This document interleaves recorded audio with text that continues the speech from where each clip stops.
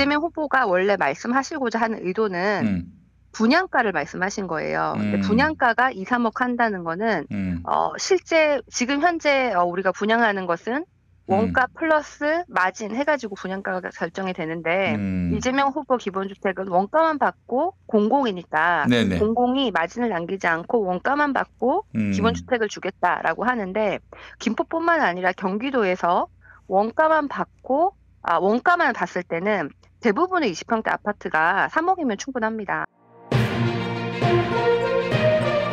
최지은의 오늘.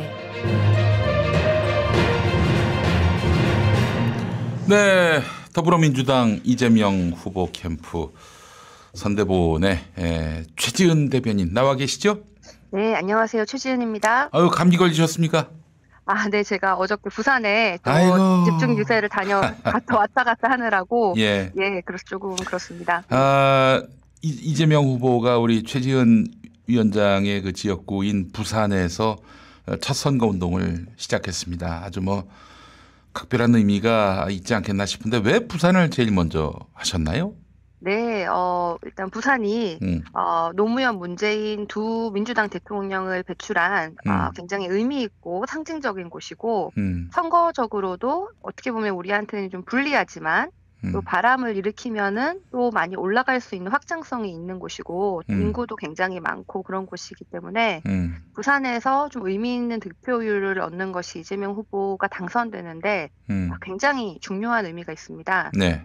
그런 것도 있고 또 상징적으로는 선거 첫 공식 선거 일정으로 밤 12시, 0시에 네. 부산항에서 그 수출하는 선박들과 이렇게 통화를 하시면서 시작을 하셨어요. 네. 그래서 지금 이재명 후보가 내어놓으신 신경제가 이제 5 해서 그 중에 하나가 우리가 종합 국격 G5로 가자라는 거잖아요. 네네네. 그렇게 하기 위해서는 우리 수출 1조 달러가 달성되지 않으면 갈 수가 없습니다. 네. 그래서 결국 우리 수출, 부산항을 통해서 그 수출하는 곳에서 그것을 수출을 좀 잘하게 해서 앞으로 정말로 선진국가로 나아가겠다. 이런 결심을 담았다고 보입니다. 그래요. 자, 어제 부산에서 이제 첫 발을 내딛었고, 저는 그 일정인 줄은 몰랐어요. 부산에서 대구로, 대구에서 대전으로, 대전에서 또 서울로. 하루에 다 하셨죠, 그것을. 예. 저쪽은 이제 서울에서 부산으로 가는 걸로 해가지고 선거운동 일정을 잡았는데, 근데 놀란 게 제가 뭐냐면은 가는 곳마다 연설이 다 달라요. 네. 아니 그거 다 준비한 겁니까? 아니면 그냥 머릿속에 있는 걸 말씀하신 건가요? 물론 이제 준비는 하셨겠다는 생각은 들지만, 근데 대개는 원고도 안 보고 이렇게 말씀하시는 것 같아가지고. 원고 하나도 안 보셨어요. 그리고 대단합니다, 진짜. 예. 밤 12시에 부산항에서 이제 그 선박들과 통화하고 나오시면서 갑자기 이렇게 뭔가 상자 같은 박스 같은 데 올라가셔갖고 즉석 연설을 하셨거든요. 네네네. 그 즉석 연설도 굉장히 길게 하셨는데 아침 8시 반에 부산역에서 이제 나오셔서 공식 선거운동 첫 번째로 연설을 50분 동안 하셨어요. 네. 하나도 안 보셨고 밤에는 또 여러 가지 또 부산항 수출에 대한 얘기를 하시더니 또 아침에는 여러 가지 지역 균형 발전, 부산 공약 그리고 과거에 부산에서 하지 못했던 정책을 본인이 경기도로 와가지고 부산에서 몇 년 동안 못했던 걸 2년 만에 경기도에서 한 적이 있다. 이런 아주 구체적인 얘기를 굉장히 많이 하셨거든요. 그래서 이재명 후보가 지금 많이 오랫동안 이제 경기도지사 하시면서 그리고 지금 선거운동 하시면서 얘기했던 여러 말씀들이 지금 몸에 체화되어 있으셔서 굳이 외우지 않아도 본인의 언어로 본인의 생각을 얘기를 하는 것이 이미 체화가 돼 있는 정말 지도자다 이런 생각이 들었습니다. 네, 그래요. 이 자기 생각을 말로써 표현할 줄 모르는 사람은 어떤 말로가 왔는지 우리가 봤잖아요. 그렇잖아요. 그런데 지금 하여튼 후보끼리 검증하는 그런 자리도 회피한다고 그러고, 이거는 이런 사람 지금 그러게요. 그 대통령 시켰다가는 도대체 우리나라가 무슨 꼴이 될까? 염려하는 분들이 많아지고 있습니다. 예. 원래 내일 사자 토론이 되어 있었는데 윤석열 후보가 일정 뭐 핑계로 또다시 무산을 시켰지 않습니까? 네. 그래서 이걸 보고 이제 이재명 후보는 지도자다, 영어로 리더다 이렇게 얘기를 하고 윤석열 후보는 그냥 보고 읽는다, 네. 리더다 이렇게 리더. 농담을 하시는 분도 알로 있어요. 시작하는 리더. 예. 알겠습니다. 하여튼 이것만 봐도 현격한 수준차 실력차가 드러나는데 말이죠. 뭘 고민할 게 있나 하는 생각이 들어요. 예. 자, 우리가 또 얘기해야 될 부분이 이제 네. 이재명 후보의 주거 안정 대책인데, 이재명 후보가 오늘도 이제 사실 SNS에다가 기본주택 공약, 과거 경기도에서 펼치려고 했던 그런 공약을 이제 거론하면서 주거 안정과 관련해서 확실한 의지를 밝혔습니다. 우리 최지은 대변인은 또 이제 경제 전문가신데 이재명의 그 주거 안정 대책은 뭐라고 설명할 수 있겠습니까? 저는 크게 봤을 때는 공급 확대. 공급 확대. 예. 이제 문재인 정부와 다른 것은 공급 확대. 그리고 두 번째로 좀 봤을 때는 공공임대주택을 확대해요. 공공임대주택 확대. 예. 그동안 우리가 공공임대 그러면 보통 저소득계층이 사는 조금 낙후한 곳을 생각을 했는데 또 사회적으로 좀 보호가 필요하신 분들 그런 분들을 그렇죠. 상대로 한 그래서 그런 공공임대주택 만들면은 그 주변에서 집값 떨어진다면서 난리를 피우는 그런 일들이 많이 있었습니다. 심지어 청년들이 들어가는 것도 반대하시더라고요. 네. 그런데 이제 이재명 후보는 이 공공임대주택을 중산층도 살 수 있는 중산층형 공공임대주택도 추가를 하겠다는 거예요. 네.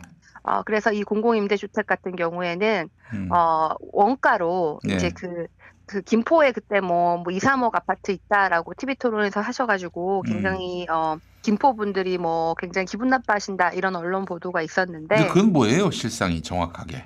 이제 실제로 김포에서 20평대 아파트는 한 2, 3억에 살 수 있는 곳은 많지는 않습니다. 몇 군데 되지 않고 시세로 봤을 때는 굉장히 소수인데 이재명 후보가 원래 말씀하시고자 하는 의도는 분양가를 말씀하신 거예요. 근데 분양가가 2, 3억 한다는 거는 실제 지금 현재 우리가 분양하는 것은 원가 플러스 마진 해가지고 분양가가 결정이 되는데 이재명 후보 기본주택은 원가만 받고 공공이니까 공공이 마진을 남기지 않고 원가만 받고 기본주택을 주겠다라고 하는데 김포뿐만 아니라 경기도에서 원가만 봤을 때는 대부분의 20평대 아파트가 3억이면 충분합니다. 틀린 말이 아니네. 뭐 이렇게 한다. 예, 맞는 말입니다. 그런데 이제 이걸 가지고 뭐 김포에서 기분 나빠한다 이렇게 굉장히 공격을 많이 했는데. 너무 싸다 하는 거죠? 우리가 그러니까 김포가 그거밖에 안 되냐 뭐 이렇게. 그렇게 많이 얘기를 하셨는데 실제로 원가 분양가는 이 정도가 맞고요.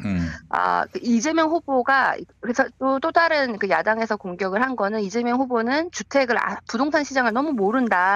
그러니까 김포를 2, 3억 하지 얼마나 모르면 저런 말을 하냐 이렇게 얘기를 하는데 실제로 김포를 정말 잘 아세요. 그래서 뭐 여러 가지 김포에 관련된 여러 가지 공약도 내놓고 계시고 또 이 기본주택 관련해서는 갑자기 얘기를 하신 게 아니라 경기도지사 시절에 경기도 주택공사하고 여러 이제 또 학자들하고 여러분들이 경기도에서 기본주택을 현실화하려고 굉장히 노력을 많이 했었는데 큰 규모로 할 수는 없었습니다. 그 주요 이유가 당시에 국토부 뭐 이런 곳에서 이제 그런 규제 같은 걸 많이 안 풀어줘서 그랬던 건데요. 실제로 그런 규제만 지방 정부가 마음대로 할 수 있기만 했어도 충분히 가능한 비용이나 이런 것도 충분히 가능했고 실제로 대규모 토지를 수용하는 신도시는 공공임대를 35% 이상 건립하도록 법에는 규정되어 있어요. 실제로 우리가 그만큼 안 하고 있는데 그래서 이런 공공임대를 많이 해놓으면은 뭐 저소득층뿐만 아니라 청년 그리고 중산층도 이게 20평대 말고 30평대까지 공공임대로 하겠다는 거거든요. 그리고 역세권, 그러니까 이제 원가로 이제 분양을 하는데 이 공공임대의 경우에는 또 좀 더 지금보다 옵션을 좀 더 많게 해가지고 임대하는 게 토지는 살 수도 있고 뭐 건물만 임대를 한다든지 아니면 건물과 토지를 다 임대를 한다든지 이런 식으로 조금 더 옵션을 많이 만들어 놓으면은 조금 더 여유가 있으면 조금 그 토지는 일단 사고 건물만 임대를 30년 동안 한다든지 이런 식으로 조금 더 다양한 방식의 공공임대가 있을 수 있고 그리고 이게 뭐 몇 년 살다가 나가는 것이 아니라 30년 동안 사는 것이기 때문에 집값 안정화에 엄청난 도움이 되죠. 그렇죠. 실제로 이것과 비슷하게 하는 것이 이미 싱가포르입니다. 싱가포르는 대부분 이제 집을 토지를 임대하는 방식으로 이렇게 주는데, 그렇게 해서 이제 외국인들이 들어오는 집은 굉장히 비싸고 그런 경우가 있지만, 싱가포르 현지인들이 사는 집은 또 이제 공공임대로 이렇게 가는 경우는 훨씬 싸고 이런 경우가 있거든요. 그래서 우리나라에도 뭐 최상류층을 이거는 얘기를 하는 것이 아니라 중산층까지는 공공임대를 충분히 받을 수 있는 걸 만들자. 그래서 집값 안정화 하겠다.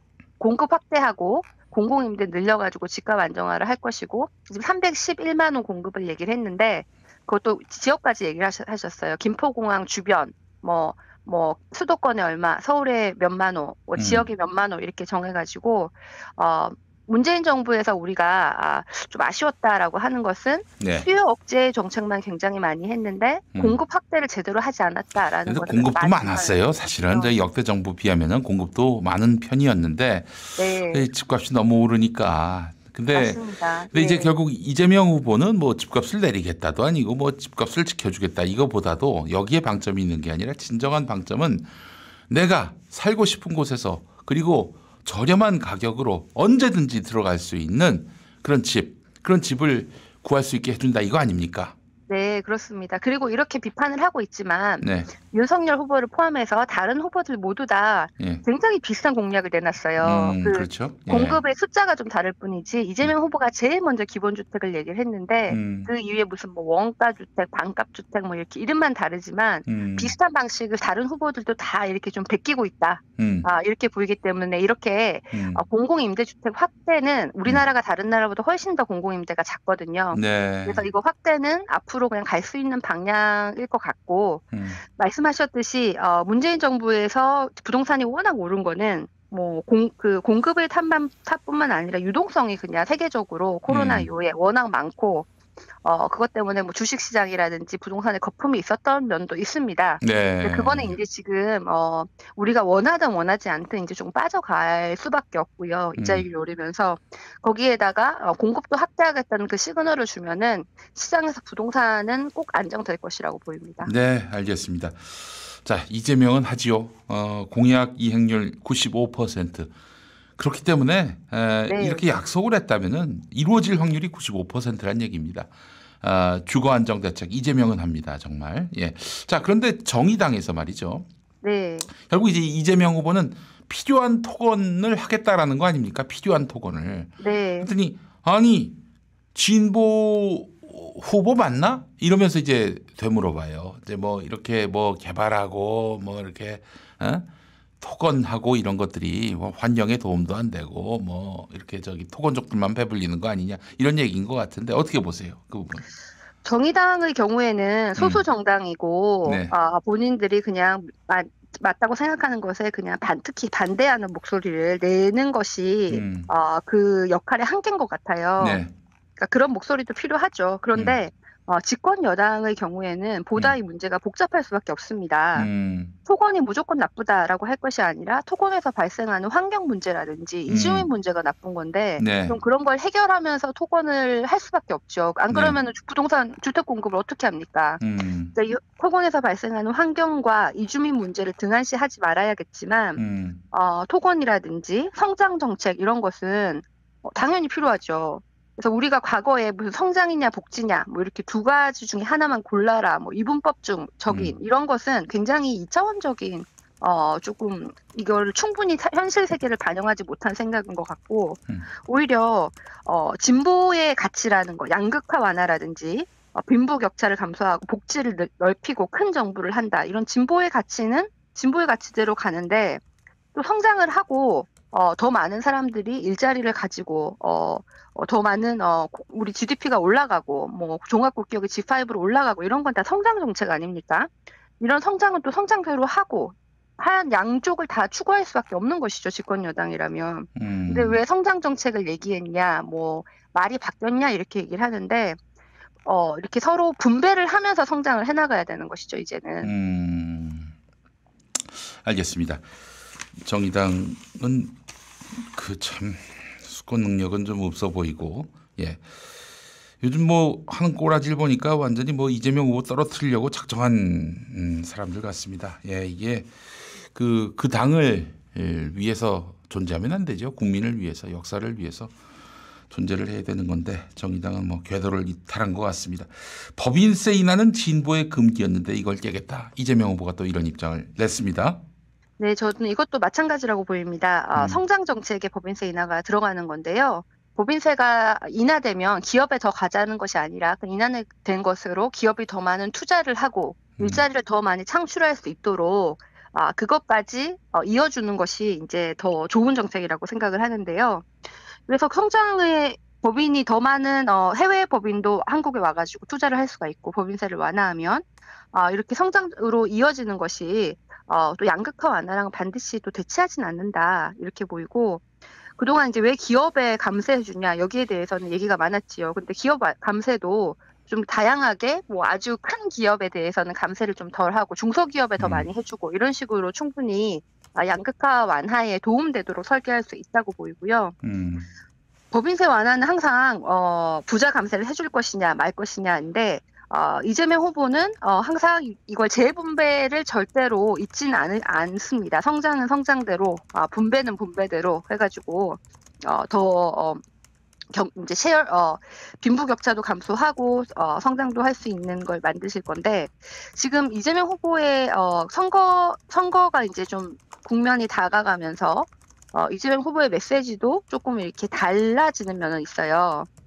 경선 때는 조금 더 진보 얘기를 많이 하셨는데 지금은 오히려 통합 이런 얘기를 많이 하시거든요. 그래서 이 정책이 뭐 어느 당 뭐 좌우가 중요한 것이 아니라 우리에게 도움되는 것이 좋은 정책이다라는 얘기를 부산에서도 많이 하셨고 네. 또 통합 얘기를 많이 하셔서 이런 것들이 이재명 후보의 본인의 원칙이나 소신을 버리는 것이냐 저는 절대 그렇게 보이지 않고요.